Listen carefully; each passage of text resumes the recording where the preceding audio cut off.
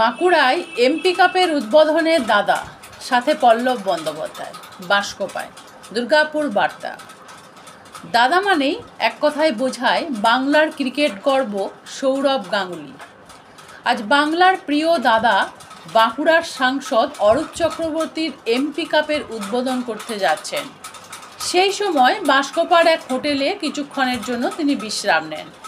বাংলার দাদার সাথে দেখা যাচ্ছে কাঁকসার জনপ্রিয় তৃণমূল নেতা পল্লব বন্দ্যোপাধ্যায়কে। তিনি ফোনে জানান এই মুহূর্ত তার জীবনের এখনো পর্যন্ত সেরা মুহূর্ত। ক্রিকেট সাম্রাজ্যের মহারথী তথা বাংলার দাদার সাথে কিছুক্ষণ সময় কাটানো অতি আনন্দের আর গর্বের মুহূর্ত আমার।